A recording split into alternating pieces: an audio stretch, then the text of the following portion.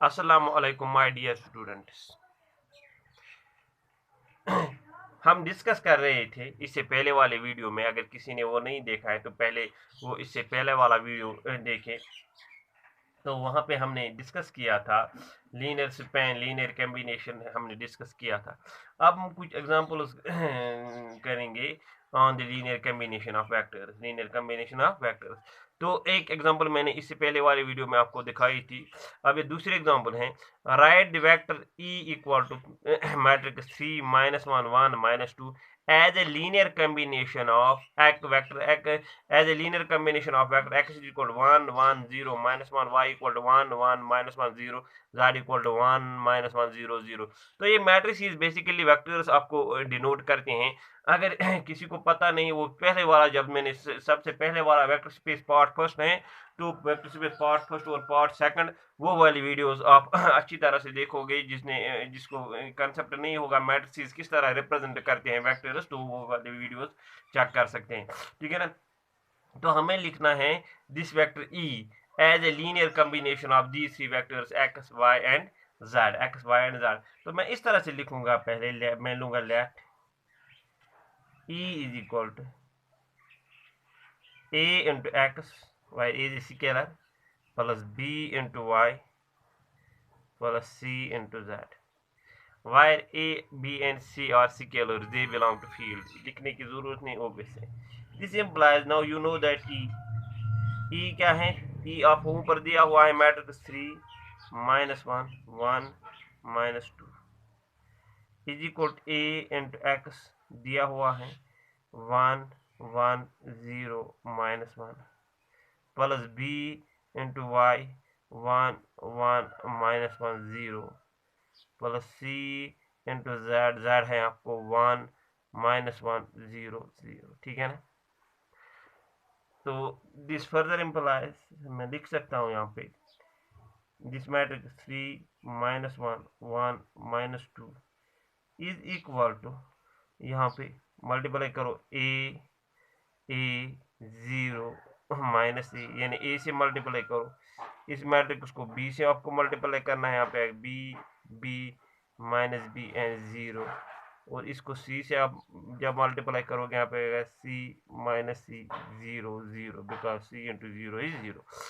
So this further implies, यहाँ पे आपको आएगा 3 -1 1 -2 इज इक्वल टू, और यहाँ पे आप ऐड करोगे इनको। तो यहाँ पे आएगा पहले a plus B, a plus B plus C, तो यहाँ पे a plus B plus C, और यहाँ पे आएगा आपको a plus B minus C, a plus B minus C, और यहाँ पे आएगा आपको 0 -b प्लस 0, तो यहाँ पे आएगा आपको -b,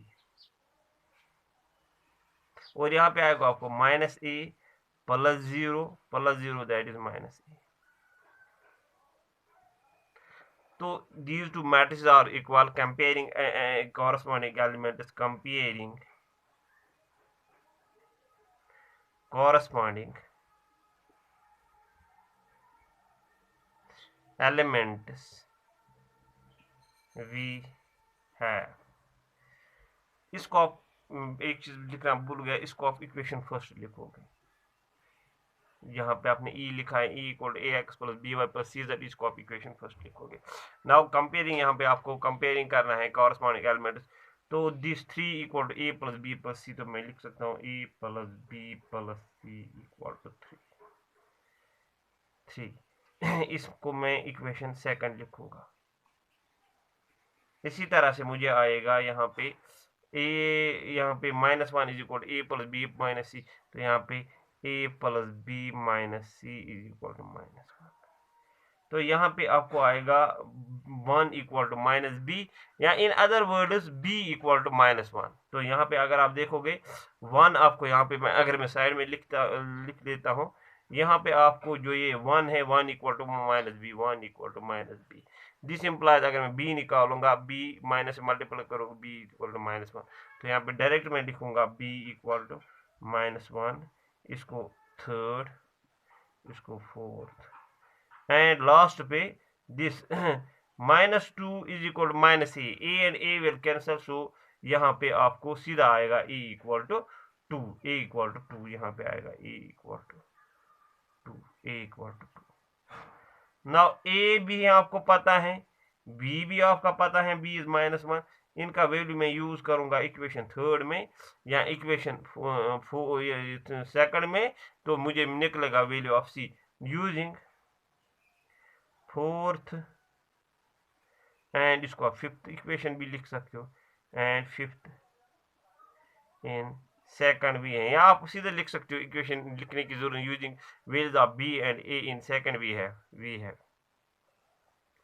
तो यहाँ पे मुझे आएगा ए का वैल्यू है -1, सॉरी ए का वैल्यू यहाँ पे क्या है, तो a plus B plus C equal 3, तो a का वैल्यू है 2 प्लस b का वैल्यू है -1 plus c equal to 3। This implies यहाँ पे 2 - 1 is 1, 1 plus c equal to 3। This implies c is equal to 3 - 1, तो दिस इम्प्लाइज जो ये c आपका आ गया c इक्वल टू 3 - 1 इज 2, तो c का वैल्यू आपको 2 आ गया। सो a है 2, b है -1 एंड c है 2। इनके वेल में इक्वेशन फर्स्ट में यूज करूंगा, मैं यूज करूंगा using values of A B and C in first we है। देखो हमें क्या आ जाएगा, तो हमें ए बी और सी के वैल्यूज इक्वेशन फर्स्ट में यूज करने हैं। तो अब हम ए बी और सी का वैल्यू इक्वेशन फर्स्ट में यूज करेंगे। तो दिस ई आपको पता है, फिर से ई का वैल्यू दे दोगे, वी है, तो नीचे यहाँ पे मैंने लिख के आपको दोबारा इक्वेशन लिखने की जरूरत नहीं है, तो आप लिख सकते हो using values of A B and C in equation first we है direct E equal to E की जगह आपको पता है 3 - 1 1 - 2 इज इक्वल टू ए आपने अभी निकाला 2 इंटू एक्स है आपको फिर से 1 1 0 -1, फिर है प्लस बी आपने निकाला है -1, तो यहाँ पे आप सीधा -1 लिख सकते हो, यहाँ सीधा माइनस ही लिख सकते हो, माइनस या -1 लिख सकते हो। तो बी वाई है 1 1 -1 0 प्लस सी का वैल्यू आपने निकाला है सी इज 2, तो यहाँ पे आएगा 2y, सी का वैल्यू 1, z का वैल्यू 1 -1 0 0। तो हमने लिखा है विच इज रिक्वायर्ड एक्सप्रेशन, हमें लिखना था this matrix as a linear combination of X Y and Z, तो वो हमने लिखा है, ठीक है ना।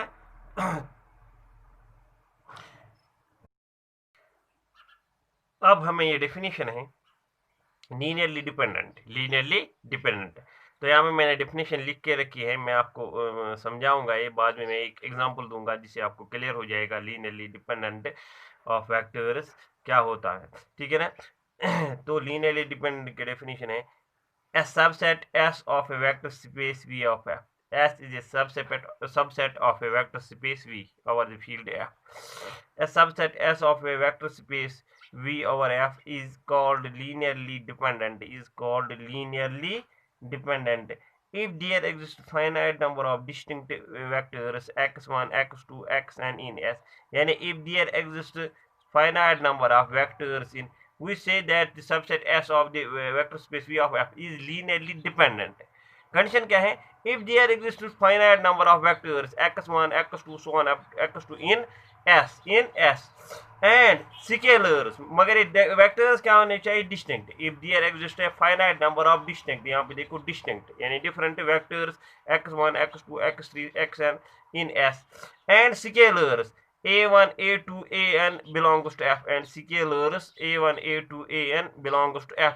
बट यहाँ पे एक कंडीशन है, बहुत इंपॉर्टेंट कंडीशन है यहाँ पे, नॉट और जीरो, मीन्स जो ये स्केलर्स हैं they are not all zero, जो ये स्केलर a1 a2 an ये सब के सब जीरो नहीं हो सकते हैं, ये सब के सब not all zero is most important condition, not all zero, यहाँ पे मैंने लिखा है not all zero, such that a1 x1 plus a2 x2 plus so on up to an xn should be equal to 0। यानी हम कह सकते हैं एक सबसेट को लीनियरली डिपेंडेंट अगर मैं उसमें कुछ finite number of distinct vectors exist होते होंगे और यहाँ पे आपको मिल रहे होंगे कुछ स्केलर्स, मगर नॉट ऑल जीरो, ये सब के सब स्केलर्स जीरो नहीं होने चाहिए, सब के सब स्केलर्स जीरो नहीं होने चाहिए। साइज दैट आपको this a1x1 plus a2x2 plus a(n)(xn) zero equal होना चाहिए, तब हम कह सकते हैं this subset is linearly dependent. अगर ये सारे के सारे जीरो हैं तब जाके लीनियरली इंडिपेंडेंट हैं, जिसकी मैं डेफिनेशन आपको बाद में लिखाऊंगा। अगर ये सारे के सारे जीरो हैं, अगर इस तरह से, this is linearly dependent. Linearly dependent means this, यहाँ पे मैं लिख सकता हूँ नोट में, linearly dependent means to this x1 x2 so on up to xn और linearly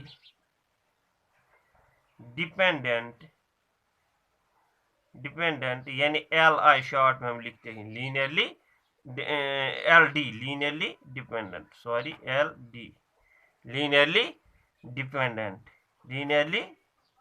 dependent if a1x1 plus a2x2 plus so on up to plus a(n)(xn) is equal to zero wire यहाँ पे मैं लिख सकता हूँ दी scalars, wire scalar, जो scalars हैं वो आपको पता है a1 a2 so on up to an और नॉट ऑल जीरो, ये सब के सब जीरो नहीं है। अगर ये सब के सब जीरो हैं तो वेक्टर्स हैं लीनियरली डिपेंडेंट, जो मैं इस तरह से लिखता हूँ नोट फर्स्ट में, ठीक है ना। सेकंड में vectors x1 x2 so on up to xn और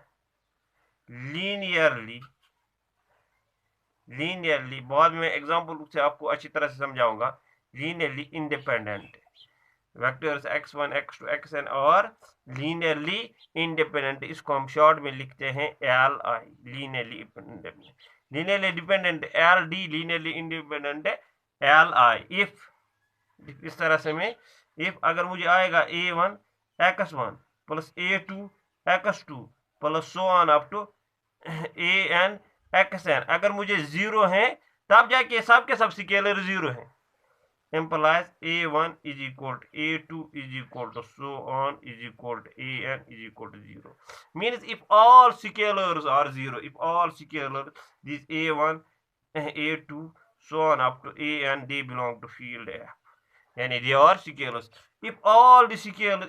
अगर मैं ये कम्बिनेशन लीनियर कम्बिनेशन लेता हूँ, अगर ये लीनियर कम्बिनेशन आपको जीरो है, a1 x1 a2 x2 plus an(xn) zero है और सब के सब स्केलर आपको a1 भी जीरो मिल जाता है, a2 भी, a3 an they are all zero, then we say that these set of vectors are linearly independent so linearly dependent के लिए आपको जो ये लीनियर कम्बिनेशन यहाँ पे है, अगर ये जीरो है तब जाके आपको सारे स्केलर्स जीरो नहीं होने चाहिए। देखो वायर स्केलर्स और नॉट ऑल जीरो, सब के सब स्केलर्स, यानी इनमें से कोई एक भी अगर नॉन जीरो स्केलर होगा तब जाके लीनियरली डिपेंडेंट है। मगर अगर आपको सारे के सारे स्केलर आपको जीरो मिल जाते हैं तब जाके जो ये सेट ऑफ वेक्टर्स हैं या ये गिवन सेट है वो है लीनियरली इंडिपेंडेंट। अब हम एग्जांपल्स करेंगे इस पे। अब ये है example, show that the vectors x1 equal to 1 minus 1 0, x2 equal to 1 3 minus 1, x3 equal to 5 3 minus 2 they belong to R3 ठीक है ना, और लीनियर वेक्टर स्पेस R3 और लीनियरली डिपेंडेंट। तो मुझे अब तीन स्केलर्स लेने हैं, मगर वो सब दिखाने मुझे वो सारे के सारे जीरो नहीं है। अगर वो सारे के सारे जीरो है तब लीनियरली इंडिपेंडेंट है। तो मैं लूंगा let ax1 plus bx2 plus cx3 equal to 0, या a1 x1 plus b1 x2 में a2 x2 plus b3 x3, ज़्यादा बेहतर वही होगा। तो उसी तरह से हम लिखेंगे, तो इस तरह से मैंने लिखा let a1 x1 plus a2 x2 plus a3 x3 is equal to 0। अब मैं दिखाऊंगा ये a1 a2 a3 जो है ये सारे के सारे जीरो नहीं है, तो दिस इंप्लाइज ए का वैल्यू दे A1 इसी तरह रखो, x1 का वैल्यू दे दो, x1 का वैल्यू है 1 -1 0 प्लस A2 x2 का वैल्यू लिखो, A2 x2 का वैल्यू 1 3 -1 A3 x3 का value 5 3 -2 is equal to this is zero vector, ठीक है ना, जीरो। दिस इम्प्लाइज, तो यहाँ पे आप मल्टीप्लाई कर सकते हैं, आपको आएगा इस तरह से A1 -A1 0, A1 -A1 0 plus यहाँ पे आएगा A2 कामा थ्राइस A2 -A2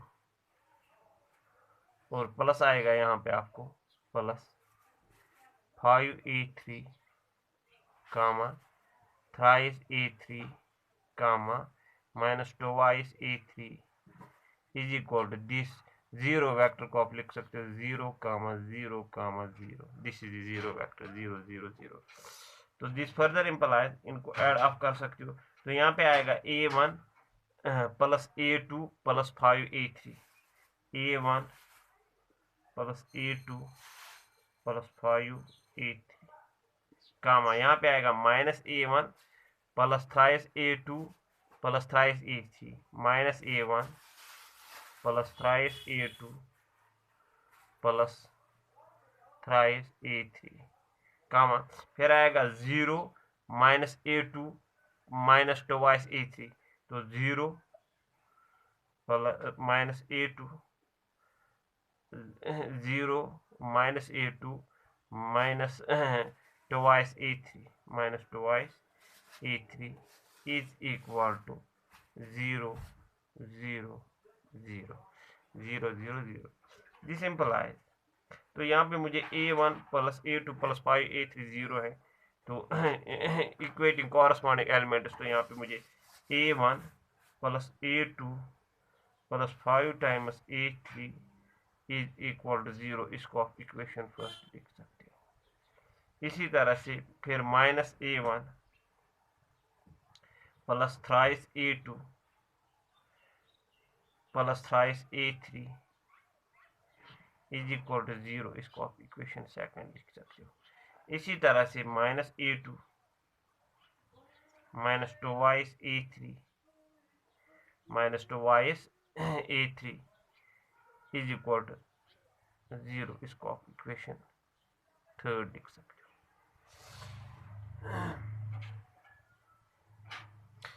अब हम इन तीन इक्वेशनों को सॉल्व करेंगे।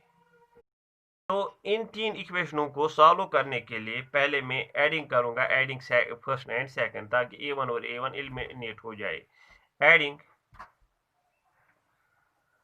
फर्स्ट एंड सेकंड वी है, फर्स्ट और सेकंड को ऐड करो। जब आप ऐड करोगे first plus A1 and minus A1 will cancel, तो फिर यहाँ पे A2 प्लस थ्राइस A2 यहाँ पे आएगा 4A2 प्लस फिर 5A3 plus thrice A3 5A3 plus thrice A3 8A3 A3 is equal to 0, इसको आप लिखोगे equation fourth.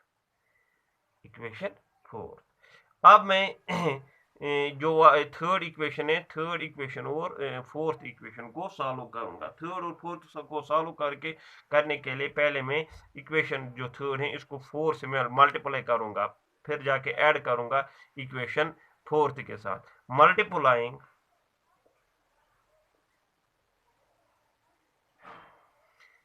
Third by 4 and then adding with 5 we है। तो पहले ऐड मल्टीप्लाई करो इक्वेशन थर्ड को किससे 4 से, तो वो वहाँ है -4A2 -4 2 8A3 is equal to 0 तो यहाँ पे -4A2 -8A3 इक्वल टू 0। जब मैं ऐड करूंगा इसको इक्वेशन फोर्थ के साथ, वो है 4A2, आप गौर से देखोगे आपको करना है क्या, प्लस 8A3 इक्वल टू 0। जब आप ऐड करोगे तो यहाँ पे plus 4a2 minus 4a2 plus minus 8a3 plus 8a3, तो नीचे आपको 0 इक्वल टू 0। तो इसके बहुत सारे सॉल्यूशंस, आपको बहुत सारे वैल्यूज मिल जाएंगे। अब मैं कुछ पर्टिकुलर वैल्यू देता हूँ कि इसके बहुत सारे वैल्यूज आपको मिल जाएंगे, क्योंकि यहाँ पे आपको 0 इक्वल टू 0 आता है, कोई खास वैल्यू नहीं आता है। अगर आप कोई भी इक्वेशन ट्राई करोगे तो ये आएगा। तो इसके बहुत सारे वैल्यूज आपको आते हैं, ये मैंने इसीलिए आपको समझाने के लिए बोला था। अब देखो मैं पर्टिकुलर वैल्यूज a1 a2 और a3 के किस तरह से निकालूंगा। Now from this 4a2 plus 8a3 equal to 0, जो आपको इक्वेशन 4 है, equation 4। Now from 4 this equation 4a2 plus 8a3 equal to 0, तो वी इस तरह से वी टेक a3 का वैल्यू मैं लूंगा -1। देखो जब मैं a3 का वैल्यू लूंगा -1, यहाँ पे आपको देखो यहाँ पे आएगा 8 into -8 into -1, a3 -1, 8 into -1 is -8, तो यहाँ पे +8 आना चाहिए तभी जाके 0 आ जाएगा। तो +8 आने के लिए a2 को 2 होना चाहिए। We take a3 is equal to -1 and a2 equal to 2, ताकि देखो आपको यहाँ पे फिर से, तो यहाँ पे 4 इंटू a2 क्या है 2, 4 इंटू a2 8, 8 इंटू a3 क्या है -1, 8 इंटू -1, तो यहाँ पे +8 -8 0 आ जाएगा, ठीक है ना। इसी तरह से अब जाके यहाँ पे देखो, नाउ फ्रॉम इक्वेशन फर्स्ट, जो इक्वेशन फर्स्ट है आपको वो है a1 plus a2 plus 5a3 equal to 0। अब देखो यहाँ पे a3 आपको पता है, a3 आपका -1 है, तो यहाँ पे 5 इंटू, यहाँ पे मैं साइड में लिख लेता हूँ, तो यहाँ पे आपको पहले ही 5 इंटू a3 क्या है आपको -1, तो यहाँ पे -5 मिल जाएगा आपको समझाने के लिए, ठीक है। फिर a2 है आपको +2 यहाँ पे +2, ठीक है ना। और प्लस है यहाँ पे a1, प्लस है यहाँ पे a1, वो मैं यहाँ पे लिख लेता हूँ। तो this is a1 plus 2 - 5, 2 - 5, 2 - 5 is -3 is equal to 0। तो अगर a1 आपको देखो यहाँ पे a2 मैंने यहाँ पे लिया इक्वल टू 0 है यहाँ पे a1। इसी तरह से a2 का वैल्यू आपको पता है, वो मैंने 2 लिया है, और a3 का वैल्यू आपको पता है, वो मैंने -1 लिया है। तो फिर a1 this is 2 - 5, 2 - 5 is -3, a1 -3 is equal to 0, this implies a1 is equal to 3, a1 is equal to 3 we है। तो मैं direct from equation first this we है, तो मैं डायरेक्ट लिखूंगा a1 जो है is equal to 3, a1 is equal to 3। Therefore मुझे निकलता है a1x1 plus a2x2 plus a3x3, ये मुझे जब 0 निकलता है, मुझे जो ये a1 है, a1 3 निकलता है, a2 2 निकलता है, a3 -1 निकलता है, यानी a1 a2 और a3 क्या है, वो सब के सब जीरोज नहीं है। तो मैं लिख सकता हूँ a1 not equal to 0, a2 not equal to 0, a3 not equal to 0। मुझे तीनों स्केलर्स a1 a2 और a3 जो हैं वो सब के सब जीरोज नहीं। अगर मुझे एक ही स्केलर 0 नहीं मिल जाता है, तब जाके जो सेट ऑफ वेक्टर्स हैं वो लीनियरली डिपेंडेंट है। यहाँ तो मुझे तीनों स्केलर्स a1 भी a2 भी a3 एडजस्ट करके मुझे तीनों ये 0 नहीं मिलते हैं, तो दिस मीन जो सेट ऑफ वेक्टर्स हैं वो लीनियरली डिपेंडेंट है। तो मैं लिख सकता हूँ यहाँ पे हेनेस वेक्टर्स, आपको पता है x1 x2 एंड x3, ये आपको पता है x1 किसके इक्वल है, x2 किसके, और यहाँ पे मैं लिख सकता हूँ लीनियरली डिपेंडेंट। अब लीनियरली इंडिपेंडेंट में मैं आपको एक एग्जांपल देता हूँ। अब मेरे पास ये एग्जांपल है, show that the vectors x1 equal to this, x2 equal to दिस, x3 इक्वल टू दिस और लीनियरली इंडिपेंडेंट।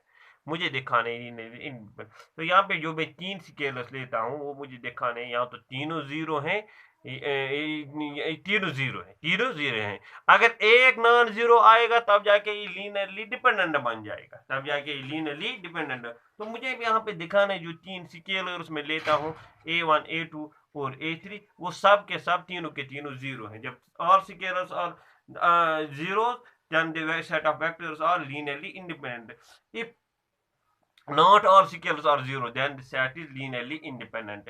तो यहाँ पे मैं इस तरह से लूंगा, मैं लूंगा सोल्यूशन में इस तरह से, लेट इस तरह से a1 x1 plus a2 x2 plus a3 x3 equal to 0 vector, ठीक है ना।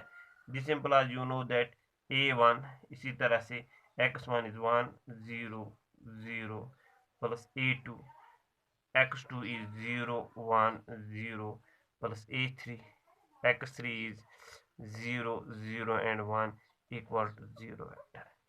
अब जाकर मैं डायरेक्ट इनको, ये आएगा a1 0 0, यहाँ पे आएगा 0 a2 0, यहाँ पे आएगा 0 0 a3, ऐड करूंगा तो यहाँ पे आएगा a1 प्लस यहाँ पे आएगा आपको पहले आएगा यहाँ पे a1 और यहाँ पे 0 प्लस 0, तो यहाँ पे आएगा a1 कामा, फिर आएगा यहाँ पे a1 इंटू 0 0 प्लस यहाँ पे a2 और यहाँ पे फिर से 0, तो यहाँ पे आएगा a2, आपको यहाँ पे a2 आएगा।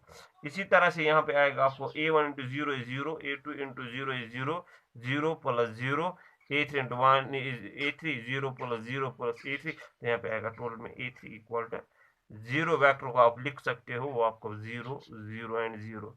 दिस मीन्स यहाँ पे जो मुझे है a1 इक्वल टू 0 निकलता है, a2 इक्वल टू 0 निकलता है, इक्वेटिंग करो कर a2 देयरफॉर मुझे निकला a1 x1 plus a2 x2 plus a3 x3, जब मैंने 0 लिया तब जाके मुझे ये a1 equal to a2 equal to a3, ये सारे के सारे स्केलर्स किसके इक्वल आए 0।